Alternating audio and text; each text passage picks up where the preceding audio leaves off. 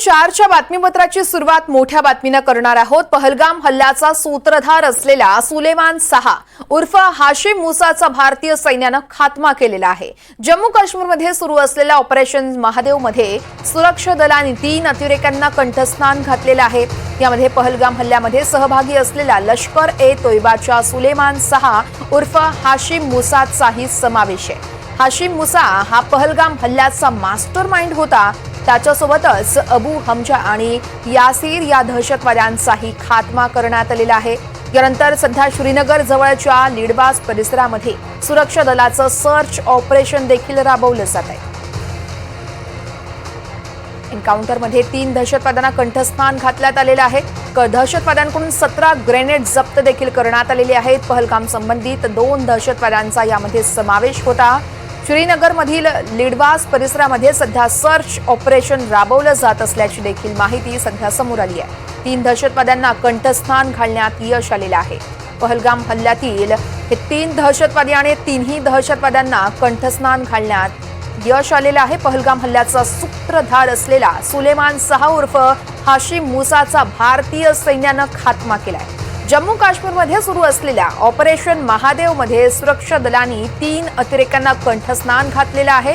यामध्ये पहलगाम हल्ल्यात सहभागी असलेला लष्कर ए तोयबाच्या सुलेमान साहा उर्फ हाशिम मुसाचाही समावेश आहे।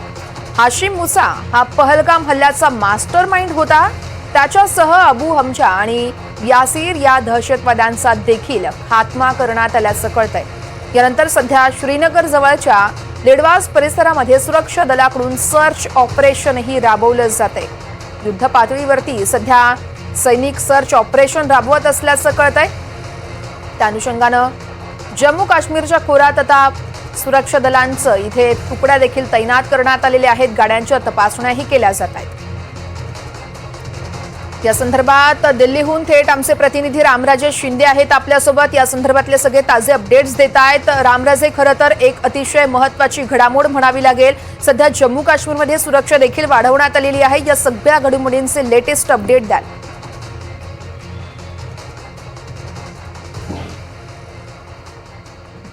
बिलकुल, एकीकडे संसदेमध्ये सरकारला जाब विचारला जातोय। विरोधक प्रश्न उपस्थित करतायत की पहलगामच्या दहशतवादी हल्ल्यामधले जे दहशतवादी होते ते कुठे गेले, आणि त्याच दिवशी आज नेमकं श्रीनगरमध्ये एक ऑपरेशन महादेव चालवलं गेलं आणि यामध्ये 3 दहशतवाद्यांना ठार करण्यात आलेलं आहे। आणि त्याच्यामधला जो मुख्य दहशतवादी आहे, मुख्य आरोपी जो आहे पहलगाम हल्ल्यामधला, त्याला सुद्धा ठार करण्यामध्ये यश मिळालेलं आहे। 26 लोकांचा जीव गेला होता पहलगाम हल्ल्यामध्ये आणि त्यानंतर 3 महिन्यानंतर आणि साधारणतः ऑपरेशन सिंदूरमध्ये मोठी कारवाई केली गेली होती आणि आतापर्यंत 100 दहशतवाद्यांना कंठस्नानी घालण्यामध्ये यश मिळालेलं आहे। बरोबर 23 एप्रिलला ही घटना घडली होती पहलगाम हल्ला, आणि त्यानंतर आज 28 जुलै म्हणजेच की 3 महिन्यानंतर जो मुख्य आरोपी होता, जो लपून बसला होता, श्रीनगरच्या घाटीमध्ये लपून बसला होता आणि नॅशनल पार्कच्या जवळच हे लपून बसले होते, त्यांना ठार करण्यात आलेला आहे। आणि त्यांच्यासोबतच अमेरिकन मेड M4 कार्बाईन मिळालेला आहे, AK-47 मिळालेला आहेत आणि बाकीचे सुद्धा मोठा दारुगोळा त्यांच्याकडून जप्त करण्यामध्ये यश मिळालेलं आहे। आणि श्रीनगरच्या आसपासच हे 3 जण पण लपले होते।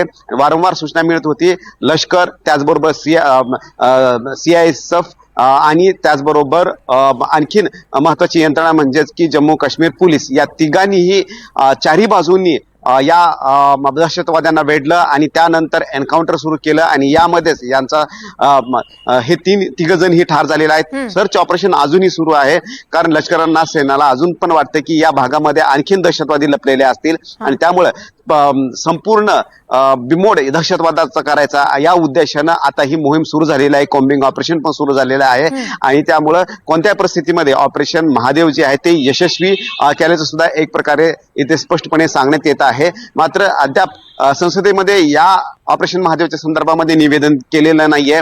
राजनाथ सिंग हे आज किंवा उद्या या संदर्भामध्ये निवेदन करू शकतात, लोकसभेमध्ये किंवा राज्यसभेमध्ये या संदर्भामधली माहिती देऊ शकतात। परंतु एकीकडे विरोधक म्हणत होते की दहशतवादी कुठे आहेत, त्याच वेळी दहशतवाद्यांना शोधून मारण्यामध्ये, ठार करण्यामध्ये यश मिळालेलं आहे. त्यामुळे विरोधकांची संसदेमधली रणनीती आणि सरकारला कुठेतरी ट्रॅपमध्ये अडकवण्याचा प्रयत्न केला जात होता आणि त्या संदर्भामधली रणनीती सुद्धा आयोजित करण्यात आली, परंतु ही रणनीती आता फेल गेलेली आहे असं म्हणावं लागेल, कारण दुसरीकडे या दहशतवाद्यांना मारण्यामध्ये यश मिळालेलं आहे आपल्या यंत्रणांना.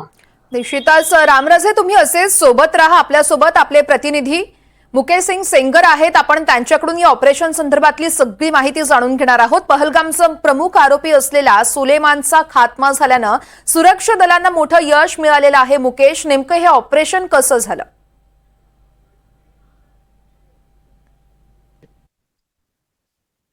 देखिए 22 अप्रैल को पहलगाम में हमला हुआ था और उस हमले के बाद से लगातार जो सुरक्षा एजेंसियां हैं और जो सेना है वो लगातार कश्मीर में, खासतौर से साउथ कश्मीर में जो सर्च ऑपरेशन है वो कर रही थी। लगातार जो सुलेमान शाह उर्फ हासिफ मूसा है उसकी तलाश की जा रही थी। उसके साथ में जो उसके एसोसिएट्स हैं जो कि बैसरन घाटी में टूरिस्टों को मारने में शामिल थे, उनकी तलाश की जा रही थी और सुरक्षा बलों ने अब तक किलोमीटर जंगल जो है तलाशा, लेकिन हासिफ मूसा के बारे में कोई जानकारी नहीं मिल पा रही थी। इसके बाद सुरक्षा बलों को अभी कुछ दिन पहले जानकारी मिली कि जो सुलेमान शाह और हासिफ मूसा है वो श्रीनगर के पास जंगल में छुपा हुआ है। उसके बाद आज सुबह करीब 10:30 बजे सेना ने जो सीआरपीएफ है और जेएंडके पुलिस है उसके साथ मिलकर एक सर्च ऑपरेशन चलाया और इसी बीच 3 आतंकवादियों को वहां पर देखा गया। इसी बीच आतंकवादियों ने जो पर फायरिंग शुरू कर दी। जवाब में जो सुरक्षा बल है उन्होंने फायरिंग की और इस फायरिंग में 3 आतंकवादी मारे गए हैं, जिसकी पहचान हासिफ मूसा उर्फ सुलेमान शाह के तौर पर हुई, दूसरे की पहचान मोहम्मद यासिर के तौर पर हुई और तीसरे की पहचान अबू हमजा के तौर पर हुई। जो सुरक्षा बल है उनके मुताबिक जो हासिफ मूसा है वो पहलगाम हमले में शामिल था और पहलगाम हमले का मुख्य आरोपी है। जी मुकेश, खरं तर सुलेमान उर्फ हाशिम मुसा हा खडतर प्रशिक्षित असा अतिरेकी होता, त्याच्याबद्दलची काय माहिती कळते?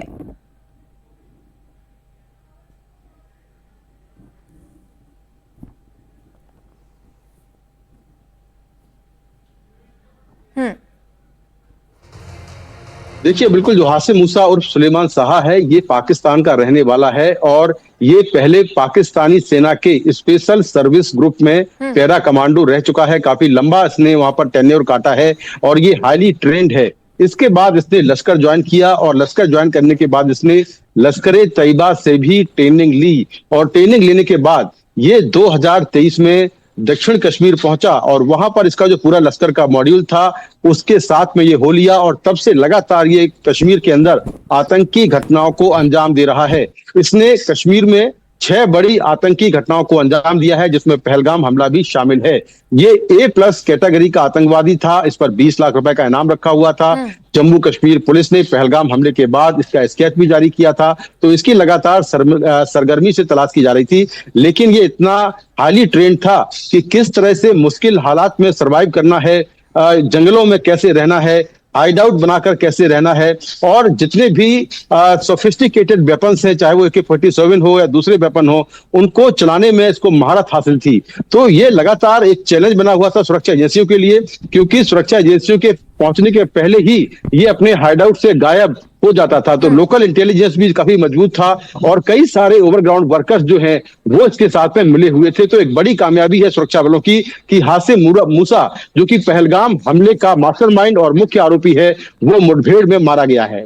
जी, अजूनही त्या परिसरामध्ये मुकेश सर्च ऑपरेशन सुरू असल्याचं कळतंय, त्याचं नेमकं कारण काय आहे आणि अजूनही तिथे काही अतिरेकी लपले आहेत का? काय सध्याचे अपडेट्स कळतायत?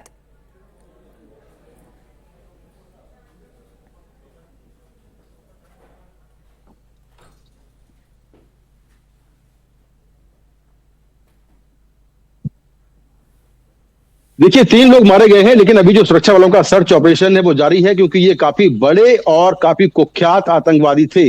तो हो सकता है कि इनके मॉड्यूल के कुछ और लोग वहां पर छुपे हों, इसीलिए अभी वहां पर जो सर्च ऑपरेशन है वो जारी है। अभी ऑपरेशन पूरा नहीं हुआ है, तो ये लगातार अभी सेना की जो कॉम्बिंग है वो वहां पर जारी है।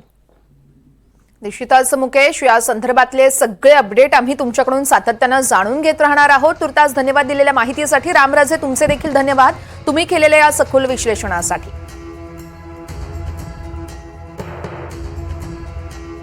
आपण पाहतोय कशा पद्धतीनं सर्च ऑपरेशन हे राबवलं जात आहे आणि त्यानंतर आता तिथे काही अतिरेकी लपल्याची देखील शक्यता वर्तवली जाते आणि त्याच अनुषंगानं जम्मू काश्मीरमध्ये देखील सुरक्षा व्यवस्था ही वाढवण्यात आलेली आहे.